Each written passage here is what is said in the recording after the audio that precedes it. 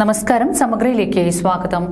കേരള സംസ്ഥാന വ്യാപാരി വ്യവസായി സമിതിയുടെ നേതൃത്വത്തിൽ നടത്തുന്ന വ്യാപാര സംരക്ഷണ ജാഥയ്ക്ക് ജനുവരി 14 ഉച്ചയ്ക്ക് 12 മണിക്ക് പാനൂരിൽ സ്വീകരണം നൽകുമെന്ന് സംഘാടകർ വാർത്താ സമ്മേളനത്തിൽ അറിയിച്ചു. GSTയിലെ അപാകതകൾ പരിഹരിക്കുക, കെട്ടിട വാടകയിലെ 18% GST ഒഴിവാക്കുക, വിലക്കയറ്റം തടയുക, ഓൺലൈൻ വ്യാപാരം നിയമം മൂലം നിയന്ത്രിക്കുക എന്നിങ്ങനെ 14 ആവശ്യങ്ങൾ ഉന്നയിച്ചുകൊണ്ട് കേരള സംസ്ഥാന വ്യാപാര വ്യവസായ സമിതി നടത്തുന്ന വ്യാപാര സംരക്ഷണ ജാഥയ്ക്ക് ജനുവരി 14 ഉച്ചയ്ക്ക് 12 മണിക്ക് പാനൂരിൽ സ്വീകരണം നൽകുമെന്ന് സംഘാടകർ വാർത്താ സമ്മേളനത്തിൽ അറിയിച്ചു. ഫെബ്രുവരി 13 വ്യാപാരികളുടെയും വ്യവസായികളുടെയും നിരവധി പ്രശ്നങ്ങൾ ഉന്നയിച്ചുകൊണ്ട് പാർലമെന്റിലേക്ക് മാർച്ച് നടത്തണം.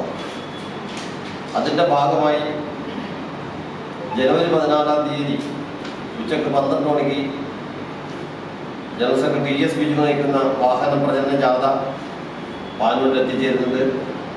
ആ ജാഥക്ക് വമ്പിച്ച സ്വീകരണം നൽകുന്നതിന് വേണ്ടി വിപുലമായ സംഘാടക സമിതി വിളിച്ചേർത്ത്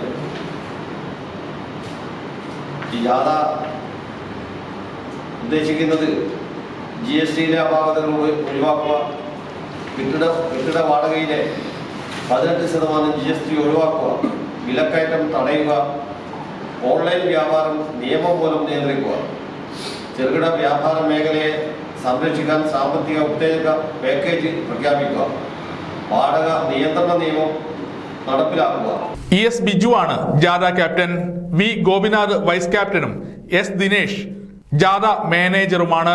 ജനുവരി 13 കാസർഗോഡ് തുടങ്ങുന്ന ജാഥ 25 തിരുവനന്തപുരത്ത് സമാപിക്കും. പാർലമെന്റ് മാർച്ചിൽ കേരളത്തിലെ എല്ലാ ഏരിയകളിൽ നിന്നും തെരഞ്ഞെടുക്കപ്പെട്ട ആളുകൾ പോകുന്നുണ്ട്.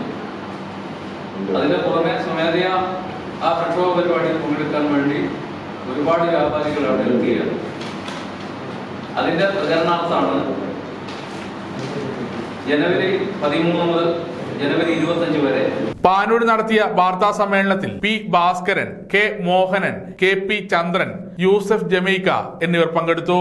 അതിന്റെ പ്രചരണം എല്ലാ ഏരിയക്കകത്തുള്ള എല്ലാ യൂണിറ്റുകളിലും എത്തുന്നതിന് വേണ്ടി, അതുപോലെ തന്നെ വ്യാപാരികളെ സംബന്ധിക്കുന്ന വലിയൊരു വിഷയം GSTയുടെ അപാകത, അത് പരിഹരിക്കുന്നതിന് വേണ്ടി സെൻട്രൽ ഗവൺമെൻറ് മാത്രമേ സാധിക്കുകയുള്ളൂ.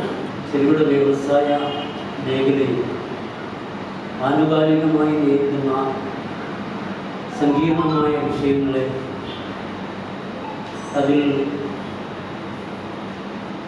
വാടക നിയന്ത്രണ നിയമത്തിൻ്റെ അപര്യാപ്തത, സമഗ്ര ന്യൂസ് പാനൂർ.